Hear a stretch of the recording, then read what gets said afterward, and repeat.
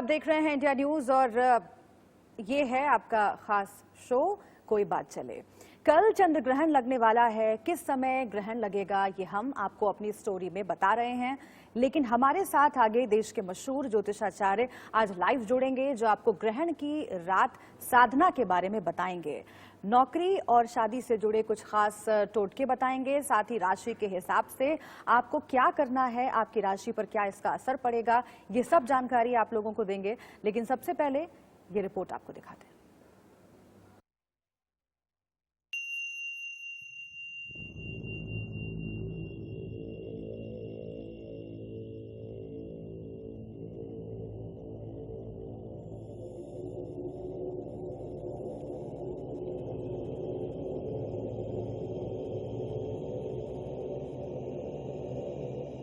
लगने वाला है साल 2020 का दूसरा चंद्र ग्रहण।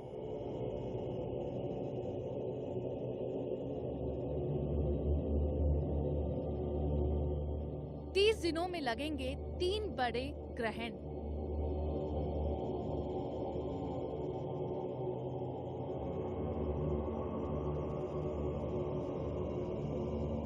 ये योग है बेहद दुर्लभ। क्या होगी हानि, क्या बदल जाएंगे हालात, आज ये सब बताएंगे।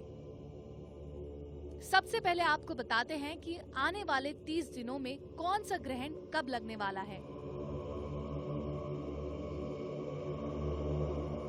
5 जून 2020 को चंद्र ग्रहण, 21 जून को सूर्य ग्रहण और उसके बाद 5 जुलाई को फिर से लगेगा चंद्र ग्रहण।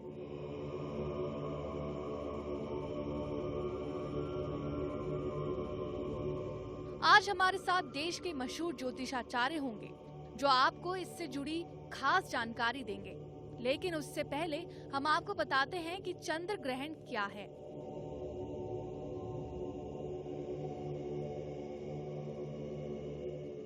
किस वजह से ग्रहण लगता है, आगे आपको चंद्र ग्रहण कितनी तरह का होता है वो भी बताएंगे। तो आज का ये शो आपके लिए बेहद खास है। क्यों लगता है चंद्र ग्रहण?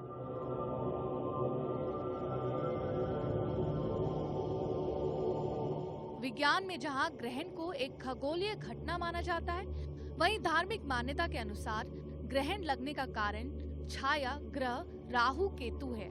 इस संबंध में शास्त्रों में एक पौराणिक कथा का वर्णन मिलता है।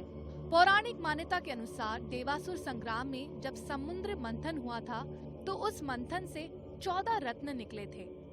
उनमें अमृत का कलश भी एक था। अब देवताओं और दानवों के बीच अमृत पान के लिए विवाद पैदा शुरू होने लगा, तो इसको सुलझाने के लिए भगवान विष्णु ने मोहिनी का रूप धारण किया। मोहिनी के रूप से सभी देवता और दानव उस पर मोहित हो उठे। तब भगवान विष्णु ने देवताओं और दानवों को अलग अलग बिठा दिया। लेकिन तभी एक असुर को भगवान विष्णु की इस चाल पर शक पैदा हुआ। वह असुर छल से देवताओं की पंक्ति में आकर बैठ गया और अमृत पान करने लगा। देवताओं की पंक्ति में बैठे चंद्रमा और सूर्य ने इस दानव को पहचान लिया। इस बात की जानकारी दोनों ने भगवान विष्णु को दी, जिसके बाद भगवान विष्णु ने अपने सुदर्शन चक्र से दानव का सिर धड़ से अलग कर दिया। लेकिन उस दानव ने अमृत को गले तक उतार लिया था, जिसके कारण उसकी मृत्यु नहीं हुई और उसके सिर वाला भाग राहु और धड़ वाला भाग केतु के नाम से जाना गया। इसी वजह से राहु और केतु सूर्य और चंद्रमा को अपना शत्रु मानते हैं। पूर्णिमा और अमावस्या के दिन सूर्य और चंद्रमा का ग्रहण से शापित करते हैं। पूर्णिमा को चंद्र ग्रहण और अमावस्या के दिन सूर्य ग्रहण लगता है। कब लगेगा चंद्र ग्रहण? 5 जून को ज्येष्ठ पूर्णिमा की रात 11:16 से शुरू होकर अगली तारीख 6 जून की रात 2:32 तक चंद्र ग्रहण रहेगा। ध्यान रखिएगा, 12:54 पर पुण्य चंद्र ग्रहण होगा। यानी ये वो समय होगा जब ग्रहण सबसे शक्तिशाली होगा।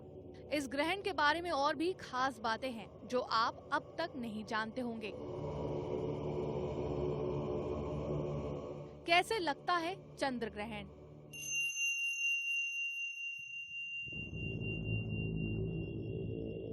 चंद्र ग्रहण एक खगोलीय घटना है जिसमें पृथ्वी सूर्य और चंद्रमा के बीच आ जाती है, तो चंद्रमा पर सूर्य की रोशनी पृथ्वी की छाया से ढक जाती है। इसी को चंद्र ग्रहण कहते हैं। 5 जून को लगने वाला ये ग्रहण उपछाया चंद्र ग्रहण होगा, जो 5 जून और 6 जून की आधी रात को लगेगा। उपछाया चंद्र ग्रहण होने के कारण चांद के आकार और छवि में कोई खास बदलाव देखने को नहीं मिलेगा, लेकिन इस दिन चांद की छवि धूमिल सी जरूर दिखाई देगी। 3 तरह का होता है चंद्र ग्रहण।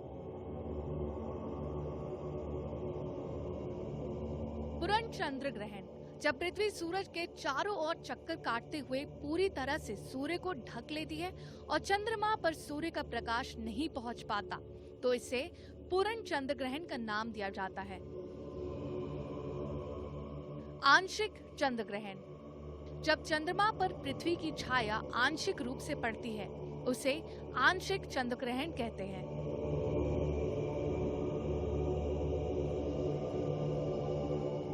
उपछाया चंद्र ग्रहण, पृथ्वी की छाया वाले क्षेत्र में चंद्रमा आ जाता है, तो उसे उपछाया चंद्र ग्रहण कहते हैं।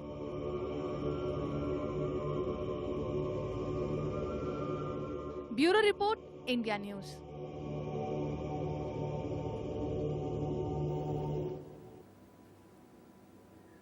और इस बीच हमारे साथ देश के मशहूर ज्योतिषाचार्य डॉक्टर सपना श्री और डॉक्टर एच.एस. रावत जुड़ चुके हैं। आज हम सबसे पहले इन पर चंद्र ग्रहण के बारे में इनसे बात करेंगे और इसके साथ ही आपके काम की बहुत सारी बातें और भी हैं जो हम इनसे जानने की कोशिश करेंगे। जैसे अगर आपकी नौकरी नहीं लग रही है तो क्या करना चाहिए, आपकी शादी नहीं हो रही है तो क्या करना चाहिए, घर के कलेश में क्या उपाय हो सकता है, ग्रहण की रात को आपको क्या करना चाहिए, ये सब बातें हम बताएंगे और चर्चा करेंगे इस पर। लेकिन सबसे पहले हम चलते हैं डॉक्टर एच.एस. रावत जी के पास। सर, आपसे पहला सवाल यही है कि ग्रहण की रात में कहा जाता है कि कुछ खास तरह की साधना होती है, वो क्या है और ग्रहण की रात में क्या महत्व होता है उसका?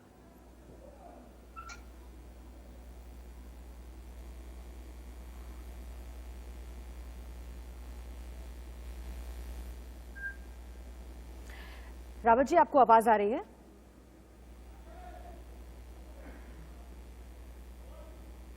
चलिए, हम रावत जी के पास जाएंगे। कुछ टेक्निकल प्रॉब्लम है, उसको हम जल्दी दुरुस्त करवा रहे हैं। लेकिन सपना श्री से सवाल मैं ले लेती हूँ। सपना जी, अगर आप इस बारे में जानकारी दे सकें कि ग्रहण की रात में साधना का क्या महत्व है?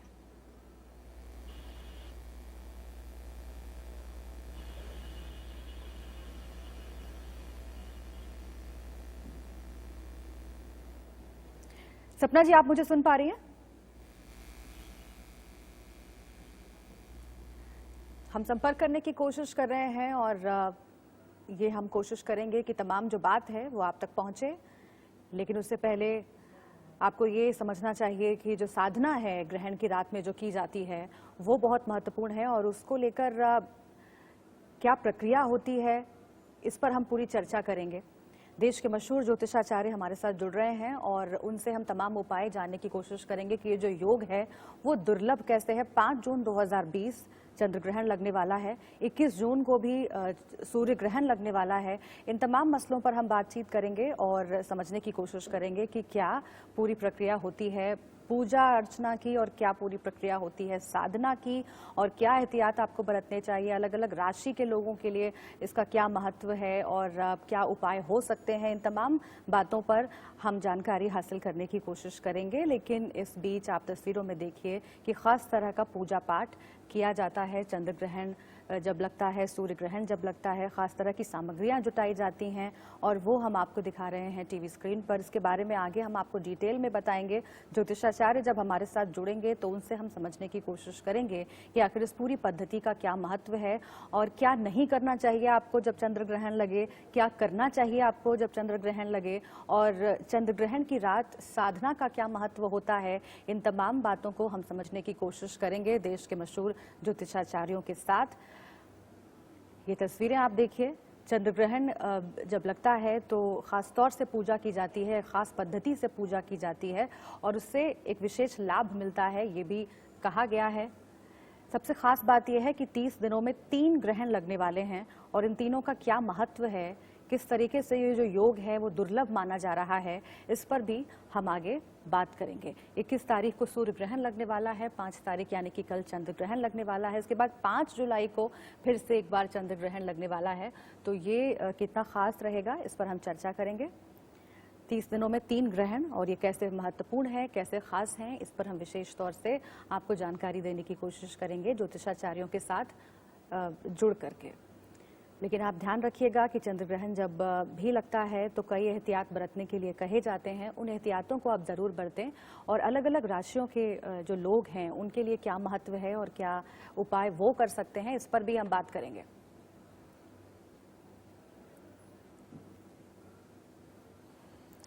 क्या आप जानते हैं कि आप कैसे घर पर लाइम सोडा बना सकते हैं? चलिए आपको ये भी बता देते हैं। पेट की चर्बी को कैसे लॉकडाउन में घर पर ही रहकर कम कर सकते हैं, साथ ही आप अपने घर को कैसे स्मार्ट होम बना सकते हैं। आइए ये सब आपको बताते हैं अपनी इस खास रिपोर्ट में।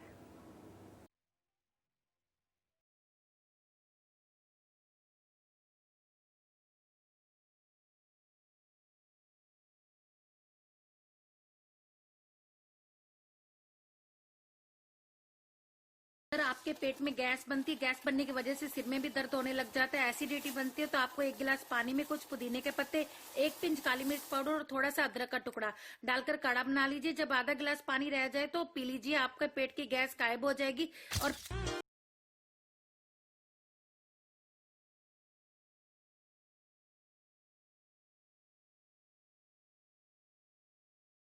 एक हफ्ते में आपको 2 से 3 इंच बाल लंबे करने हैं, तो बहुत इजी है। आपको क्या करना है, सबसे पहले कोई भी ऑयल लेना है। मैंने यहाँ पे सरसों का तेल लिया क्योंकि मेरे घर पे वो ऑर्गेनिक है। देन उसके अंदर मैंने मेथी डाली है और थोड़ी सी ऑनियंस डाली है। उनको अच्छे से पकाना है और उनको थोड़ा ठंडा करके अपने बालों।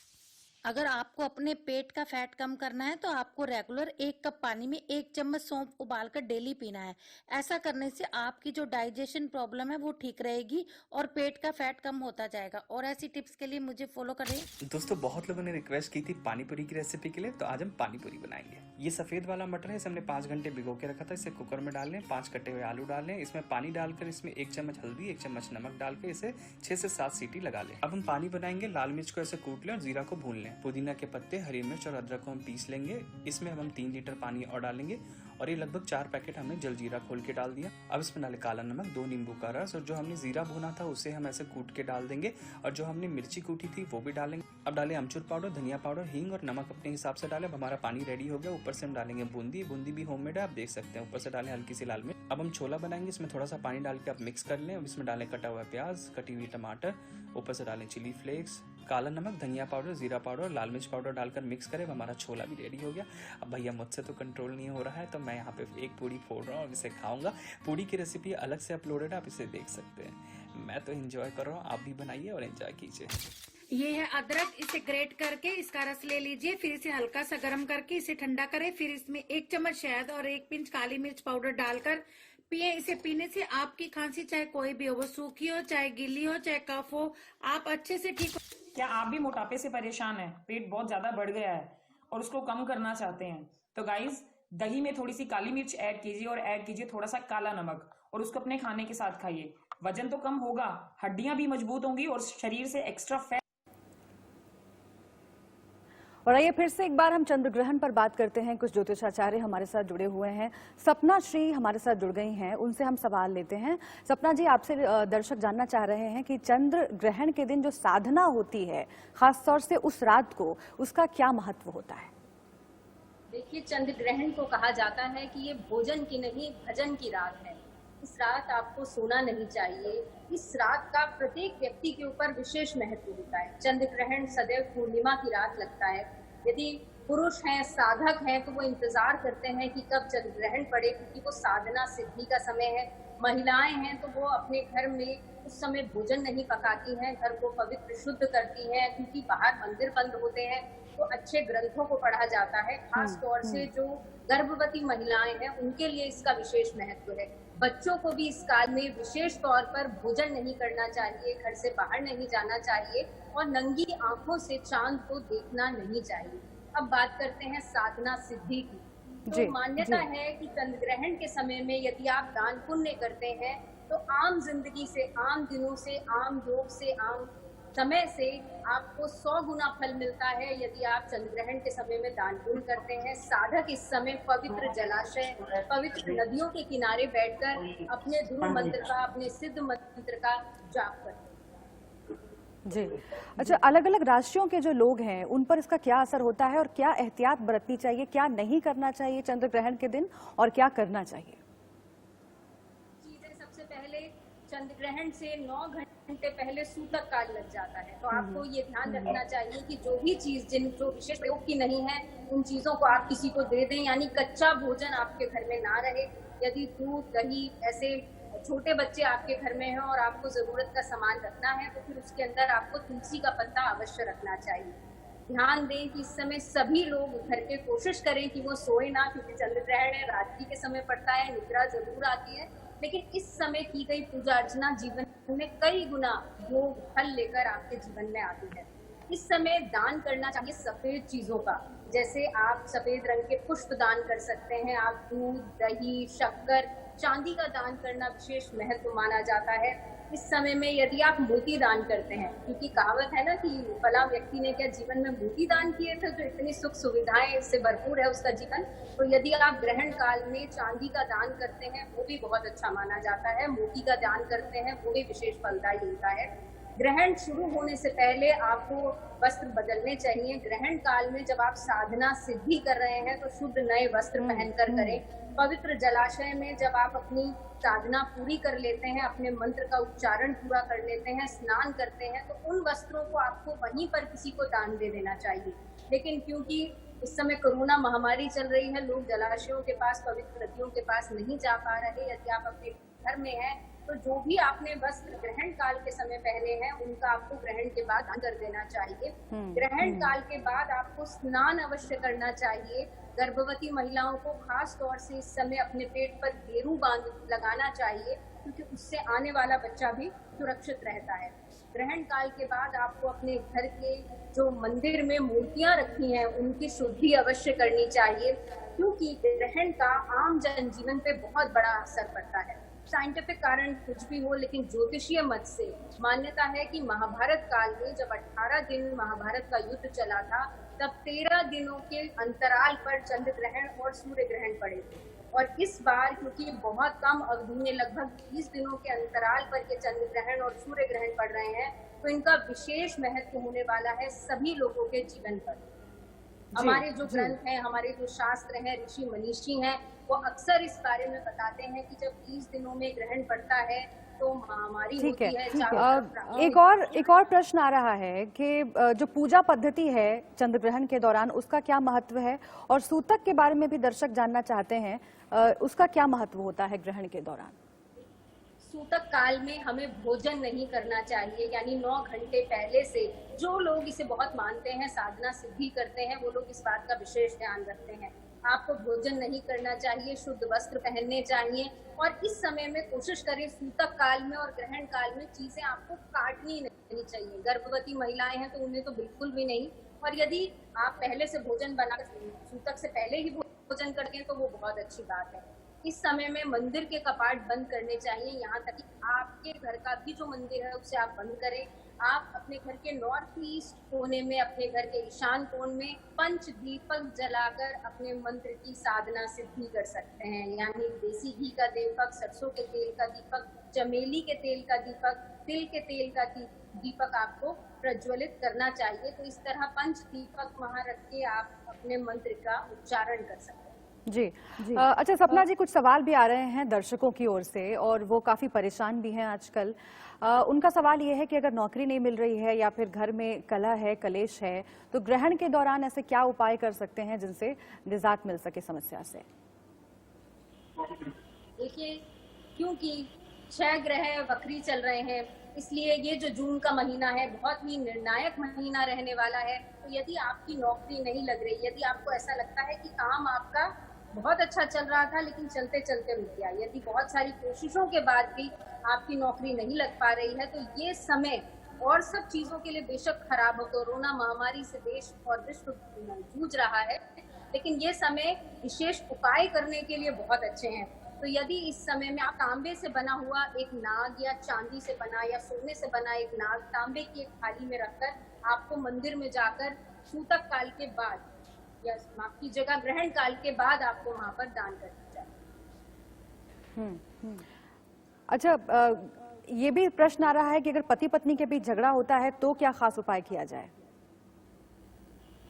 यदि पति पत्नी के बीच में कलेश रहता है, आपको ऐसा लगता है सिर्फ पति पत्नी ही नहीं बल्कि आपसी रिश्तों में भी, क्योंकि परिवार में जब इतने सारे लोग हैं तो वैचारिक मतभेद आपका कई बार हो जाता है, और यदि आपको ऐसा लगता है कि पति पत्नी में नहीं बनती तो आपको अपने बेडरूम में गुलाबी रंग की चीजों का प्रयोग करना चाहिए। आपको ग्रहण काल के समय में निकाल के रख देनी चाहिए सफेद चीजें, सफेद खाने की पदार्थ आप रख सकते हैं, फल रख सकते हैं, तरल पदार्थ रख सकते हैं, और इसके ग्रहण काल के बाद आपको सिर से केशों के साथ स्नान करना चाहिए, क्योंकि कहते हैं कि इस समय आपकी बॉडी की, आपके विचारों की, आपके ऑरा में जो भी नेगेटिविटी है वो रिलीज होने का समय होता है। इस समय में साधक जो भी मन में थॉट लाता है, जो भी विचार लाता है, उसका कई गुना फल आपको मिलता है। तो आपको कोशिश ये करनी चाहिए कि जब आप सूतक काल में और ग्रहण काल में अपने मंदिर के सामने बैठ के पूजन कर रहे हैं तो आप मन से अपनी पॉजिटिव एनर्जी अपने लाइफ पार्टनर के प्रति पॉजिटिव एनर्जी रखना बहुत जरूरी है, क्योंकि वक्त बहुत सीमित होता है। सपना जी, मैं चाहती हूँ कि राशियों के हिसाब से क्या उपाय करना चाहिए ये भी आप दर्शकों को बता दें, क्योंकि ये भी तमाम लोगों के सवाल आ रहे हैं। बिल्कुल, तो शुरू करते हैं सबसे पहले मेष राशि के साथ। मेष राशि वालों को चांदी से बनी हुआ एक कटोरा या कोई छोटा सा मटका इस ग्रहण काल के बाद किसी ब्राह्मण को दान देना चाहिए। बात करते हैं वृष राशि वालों के बारे में, तो आपको इस समय में 1.25 किलो चीनी या कोई मीठी चीज ग्रहण काल के बाद अवश्य दान करनी चाहिए। मिथुन राशि वालों को चांदी का एक सिक्का या चांदी से बने हुए कोई भी ऐसा शो पीस जरूर दान करना चाहिए। बात करते हैं कर्क राशि वालों की, तो आपको तरल पदार्थ का दान करना चाहिए। आप दूध का कर सकते हैं, गर्मी चल रही है आप रूह दे सकते हैं, कुछ मटके में आप पानी दे सकते हैं। बात कर लेते हैं सिंह राशि वालों की, तो सिंह राशि वालोों को कोशिश ये करनी चाहिए कि ग्रहण काल में जो वस्त्र आपने उतारे हैं उसके अलावा एक जोड़ी नए वस्त्र आप किसी ब्राह्मण को भेंट अवश्य करें, इससे आने वाला समय आपके लिए बेहद खास रहेगा। बात कर लेते हैं कन्या राशि वालों के बारे में, तो आपको कोशिश ये करनी है कि इस समय में सोने की नाक में जो नोजपिन पहना जाता है वो आपको किसी महिला ब्राह्मणी को दान अवश्य करना चाहिए।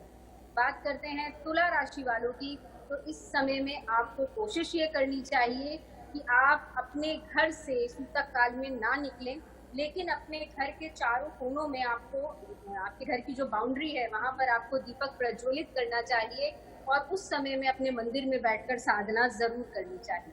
बात कर लेते हैं वृश्चिक राशि वालों की, तो आपको इस समय में 5 किलो आटे का दान जरूर करना चाहिए। जब आप ये दान करें तो आपके घर के सभी व्यक्ति उस पे एक बार हाथ लगाएं, अपनी विशेष उस पर दें और फिर किसी जो लोग दान मांगते हैं ग्रहण का उसे देना चाहिए।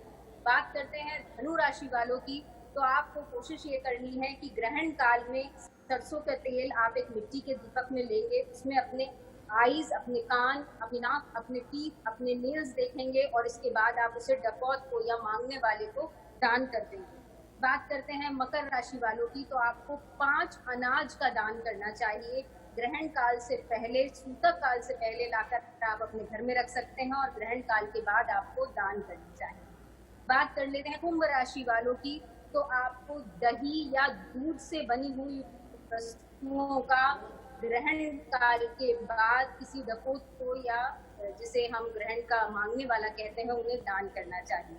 बात कर लेते हैं आखिरी और मीन राशि वालों की, तो आपको कोशिश ये करनी चाहिए कि छोटे बच्चे या छोटी कन्याएं जो 8 साल से कम उम्र की हो, ग्रहण काल के बाद आप उनको पूजन कराएं। अगले दिन की ग्रहण रात्रि के समय में है तो अगले दिन आपको कन्या पूजन जरूर करना चाहिए। चलिए, बहुत शुक्रिया आपका सपना जी हमसे बातचीत करने के लिए। तो मुझे उम्मीद है कि बहुत सारी जो महत्वपूर्ण जानकारियां हैं वो आपको चंद्र ग्रहण के बारे में मिली होंगी, आपकी समस्याओं का समाधान भी हुआ होगा। तो हमें दीजिए इजाजत, आज कोई बात चले में इतना ही। आप देखते रहिए इंडिया न्यूज। नमस्कार।